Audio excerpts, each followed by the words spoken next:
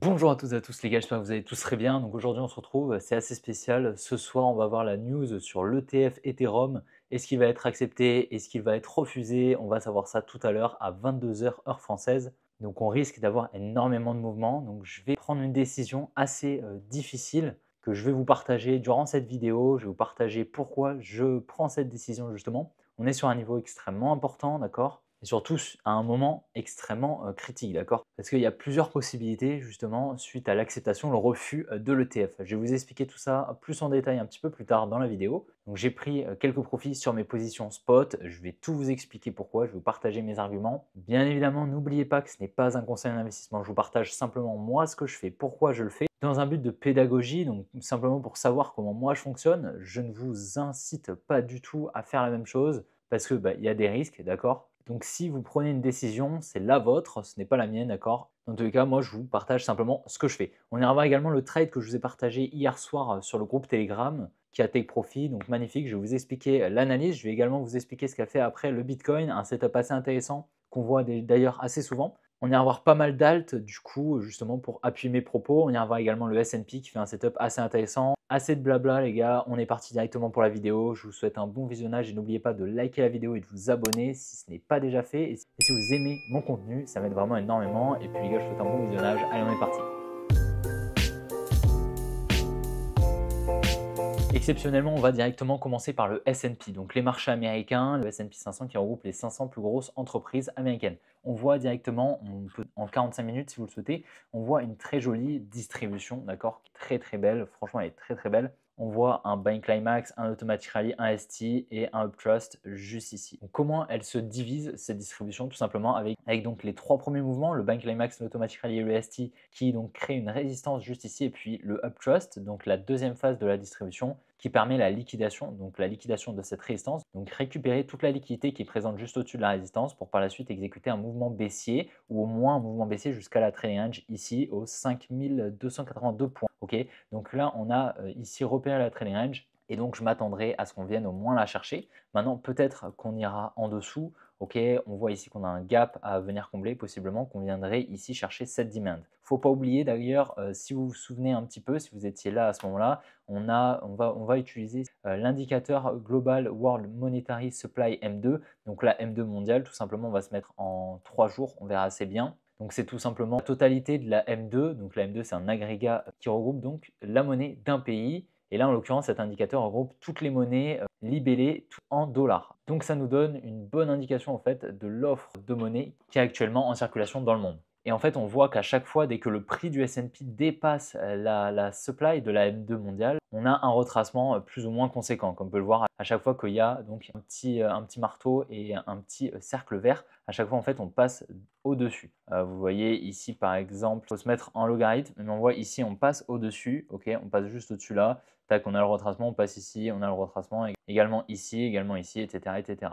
Vous voyez, et si par exemple on retire les dessins actuellement, on le voit très bien, on est repassé au-dessus. Donc on pourrait potentiellement s'attendre à un retracement avec cette distribution, à voir bien sûr, mais on vient d'aller chercher un nouvel ATH sur le S&P, donc il va falloir quand même rester prudent, mais ça c'est un indicateur à moyen terme, ok, donc on pourrait dire que d'ici plusieurs mois on aurait un retracement plus ou moins conséquent. C'est pas dit que le timing soit le bon actuellement, mais vu qu'on a une distribution actuellement, ça peut potentiellement l'être. Maintenant, ce n'est pas une source fiable à 100%, bien sûr, même si cet indicateur est très fiable, mais le timing est compliqué à avoir, d'accord? Et vu qu'on a une distribution actuellement en 45 minutes, ça peut potentiellement être à ce moment-là qu'on ait justement ce retracement. À présent, de retour sur Bitcoin, donc très bien, on est bien venu chercher donc là, faire le gap, toute l'imbalance que je vous ai partagé depuis 48 heures, ça fait 2 vidéos que je vous partage toute cette imbalance, et je vous dis à chaque fois qu'il est extrêmement probable qu'on vienne chercher au minimum cette demand, parce qu'en fait c'est ici, dans cette demand, que la smart money a ses derniers ordres en négatif. D'accord, ça je vous l'ai dit hier, avant-hier, et donc comme vous pouvez le voir, on est parfaitement revenu dedans. Maintenant, il va falloir vraiment surveiller, est-ce qu'on part pour continuer la tendance haussière, d'accord,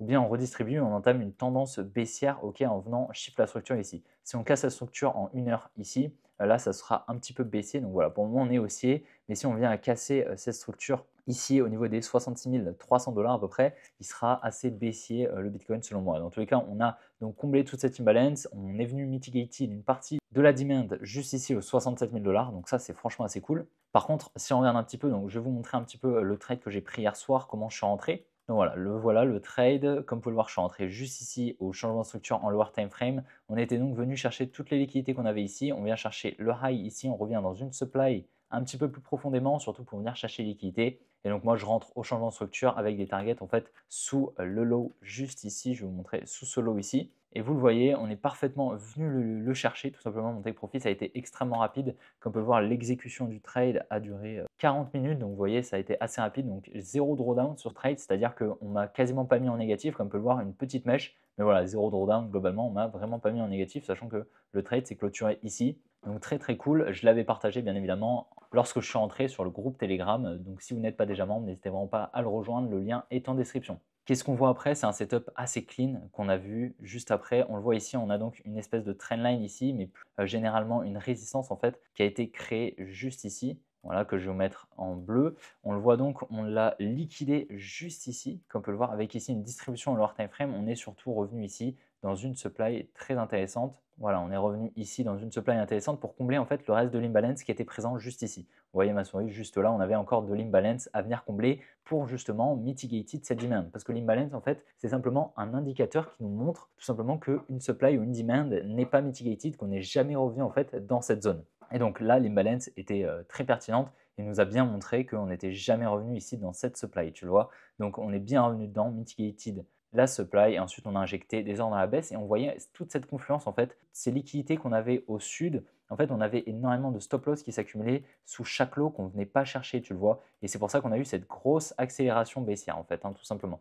Donc ça, c'est un setup extrêmement intéressant. Malheureusement, je n'ai pas pu rentrer, j'étais occupé à cette heure-ci, mais voilà, on a eu une belle injection d'ordre baissière jusqu'à la demand qu'on attendait depuis plusieurs jours. Donc on a la news ce soir, donc il va falloir vraiment surveiller ce qu'on va faire, d'accord? Parce que le prix, le marché va très probablement pricer cette news, du moins à court terme. Ça veut dire qu'on va très probablement faire un setup d'accumulation, peut-être de distribution, on verra, mais en tout cas, il faudra vraiment voir si par exemple on fait quelque chose comme ça, on laisse pas mal de liquidités, comme on a pu le faire juste ici, ce sera assez baissier, on pourra s'attendre à un mouvement baissier. On va y revenir juste après, hein, mais il y a plusieurs scénarios qui vont justement se présenter à nous.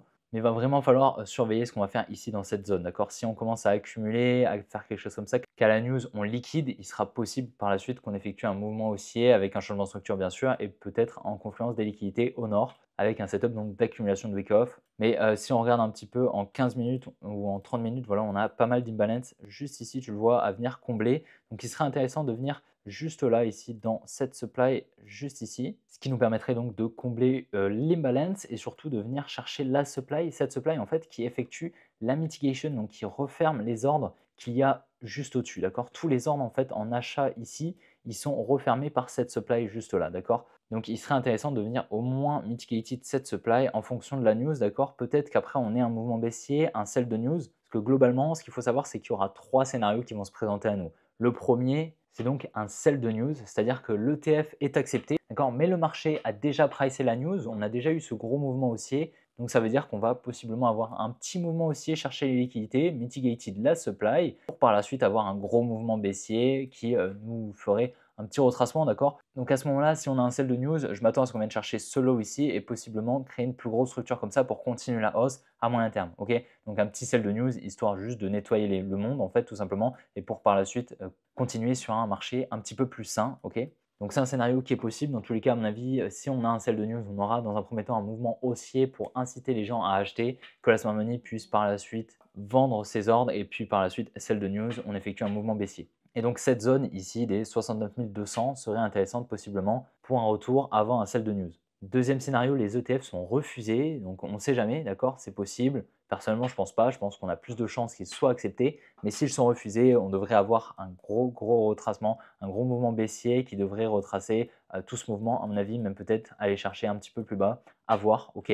Personnellement, je pense pas, je pense honnêtement que les ETF vont être acceptés, les ETF Ethereum vont être acceptés. Du moins, ce sera assez cohérent avec les élections américaines, d'accord. Ça m'étonnerait honnêtement que la SEC refuse les ETF Ethereum parce que ça signifierait que Biden refuse un petit peu l'utilisation des cryptos et du coup ça laisserait place clairement à Trump qui lui accepte littéralement les cryptos et pro-crypto. Donc voilà, ça m'étonnerait vraiment, ce serait un très mauvais move stratégique je pense de Biden et de la SEC. Troisième scénario, les ETF sont acceptés, on dump un petit peu simulant un sell de news sur le marché et puis ensuite un énorme pump Et là, ça, c'est un scénario qui m'étonnerait un petit peu plus, d'accord? Mais c'est pas le moins probable. Le moins probable, c'est selon moi que les ETF soient refusés. Mais c'est bien sûr possible, OK, qu'on ait un énorme pump. Mais là, au vu de ce que fait Ethereum, ça m'étonnerait franchement. Donc pour moi, le scénario le plus probable, honnêtement, c'est qu'on ait un sell de news, un petit peu comme on a pu l'avoir sur le Bitcoin, et donc avoir un petit retracement à moyen terme, enfin moyen court terme, OK, on vient chercher un petit peu plus bas. Et donc, ce serait assez cohérent avec le fait que Bitcoin vienne récupérer toutes les liquidités à court terme. On voit, il en récupère vraiment toutes les liquidités.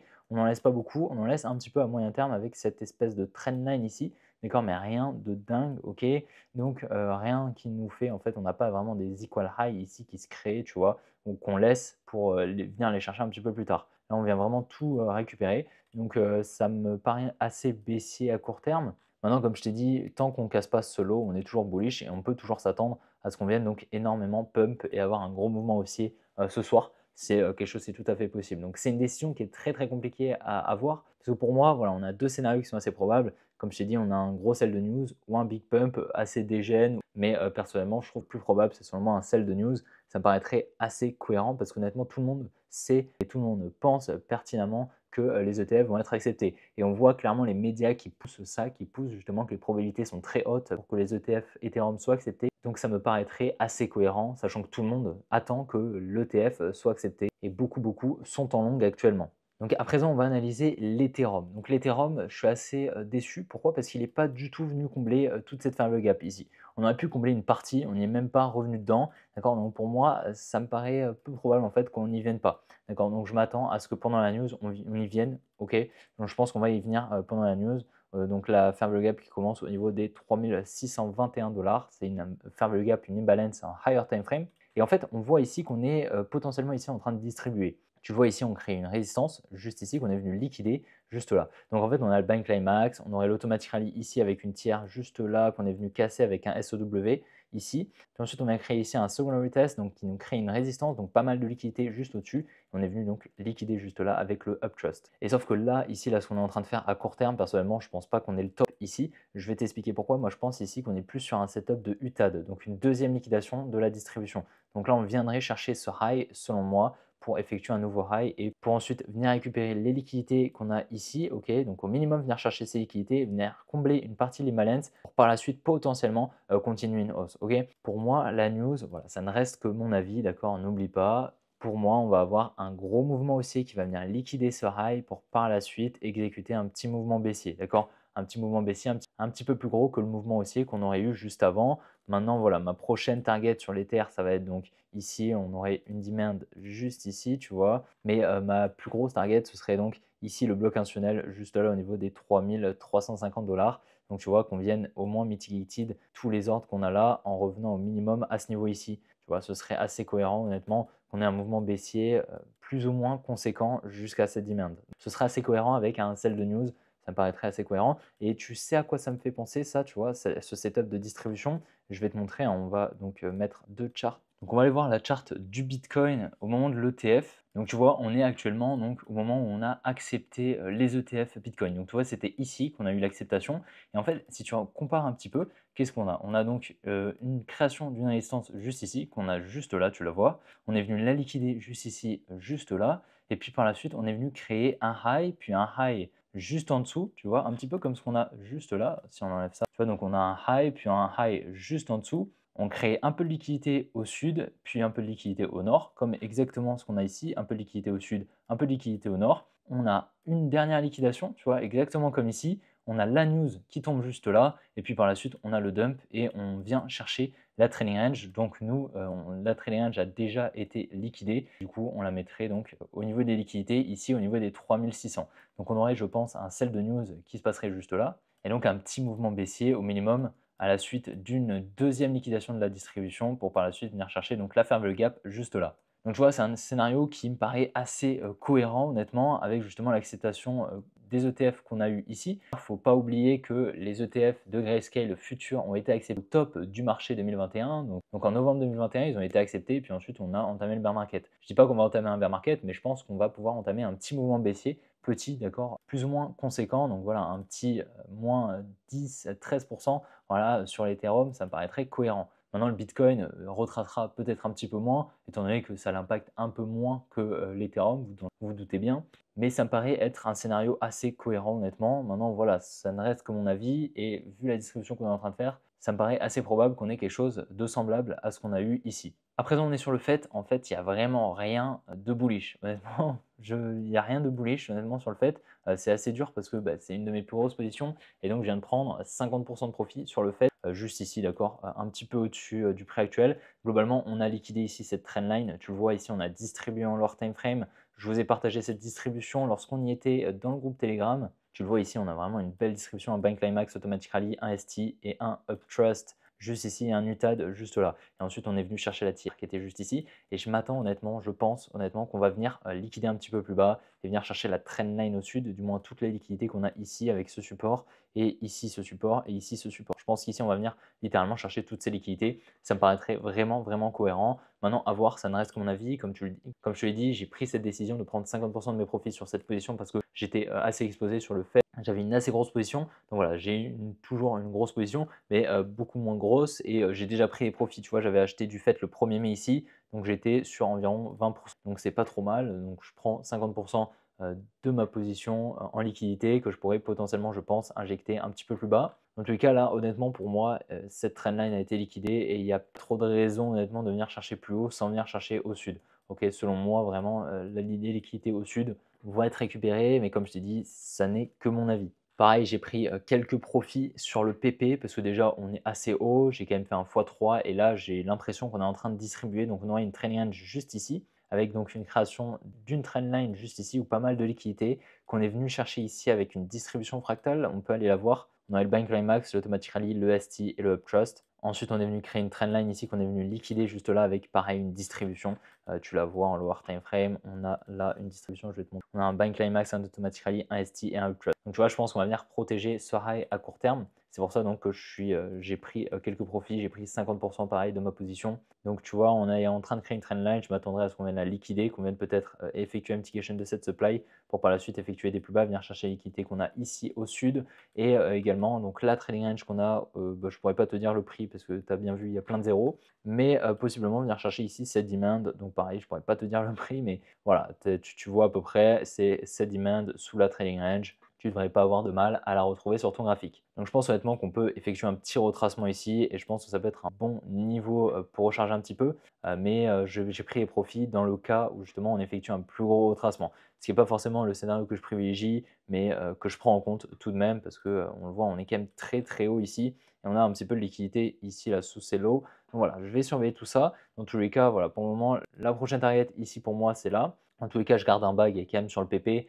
Mais là, étant donné que j'ai fait un x3, je ne vois pas trop l'intérêt de garder autant de liquidité sur le PP. Et une aussi grosse position, courir, alors qu'on a potentiellement un petit retracement qui va arriver. Je trouve que c'est une bonne zone pour prendre des profits actuellement.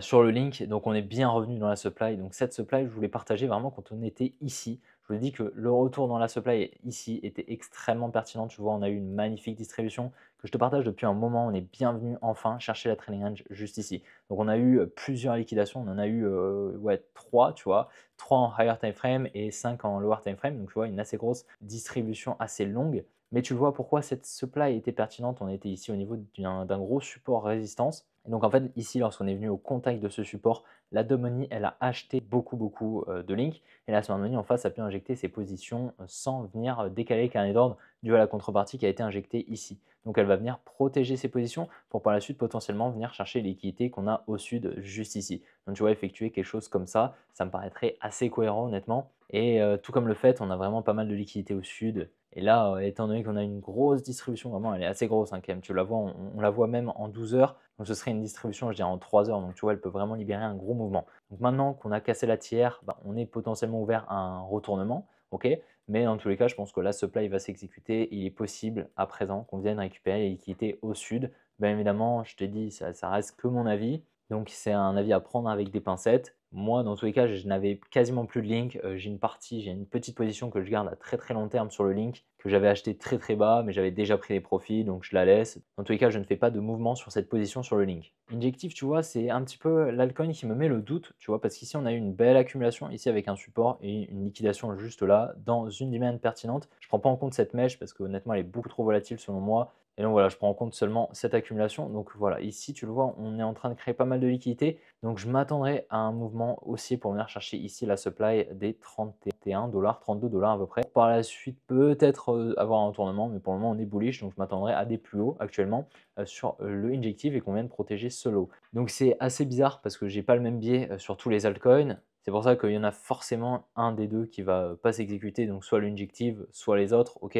Mais là, honnêtement, je suis assez bullish au minimum jusqu'à cette supply sur l'injective. Maintenant, à voir ce qu'on va faire, mais il serait possible de continuer la hausse. Donc c'est pour ça, contrairement au link, au fait, où là, je suis un petit peu plus bearish, c'est assez compliqué, tu vois, de prendre une décision avec tous ces altcoins qui ont des graphiques complètement différents. C'est pour ça que je préfère exécuter mon analyse sur Bitcoin et sur Ethereum que je transfère un petit peu en fait sur les altcoins. Pour des achats, je me concentre majoritairement sur ce que fait Bitcoin. Pour la vente, c'est un peu différent. Et donc voilà, j'espère vraiment que la vidéo t'a plu. Si c'est le cas, n'hésite vraiment pas à la liker, à t'abonner. Si ce n'est pas déjà fait, n'oublie pas de rejoindre le canal Telegram ainsi que le groupe Telegram si ce n'est pas déjà fait. Et donc voilà, on va attendre patiemment cette news. Donc j'ai pris 30% également sur ma position sur le Tao, je tenais à te le dire, parce que j'avais également une grosse position. Mais voilà, j'ai simplement pris des profits sur ces 3 positions qui sont assez conséquentes. Donc au final, dans tous les cas, en fait, si ça monte, si ça baisse, ça m'est égal. Dans tous les cas, ce sera bénéf, d'accord? Parce que si ça monte, tant mieux, je prends des profits. Si ça baisse, je pourrais racheter, donc tant mieux. Mais dans tous les cas, je pense qu'il y a plus de probabilité en fait qu'on ait un sell de news et à ce moment-là que je puisse racheter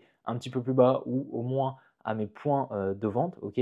Si justement le setup me le permet, d'accord, parce que je vais me fier justement à ce que va nous faire les setups, tout simplement. Mais pour le moment, je préfère rester prudent, sécuriser des gains, parce que mon objectif principal, c'est pas de maximiser les gains, c'est de les sécuriser, d'accord. Maximiser les gains, c'est mon deuxième objectif. Mon premier, c'est donc de sécuriser mes gains, d'accord. Si tu ne sais pas sortir à un bon niveau, ça ne sert à rien, d'accord. Parce que simplement, à un moment, le graphique il va baisser et tu vas perdre de l'argent. Donc l'objectif, c'est vraiment de sécuriser mes gains. C'est pour ça que j'ai pris quelques profits. Tu vois, j'ai pas pris la totalité de mes profits parce que selon moi, ça n'a pas trop d'intérêt vu les points d'achat que j'ai eu qui sont quand même très intéressants. Donc j'espère que ça t'a plu, j'espère que les explications t'ont plu. Dans tous les cas, je te souhaite une bonne après-midi et puis on se retrouvera demain pour une prochaine vidéo comme d'habitude. Allez, ciao les gars.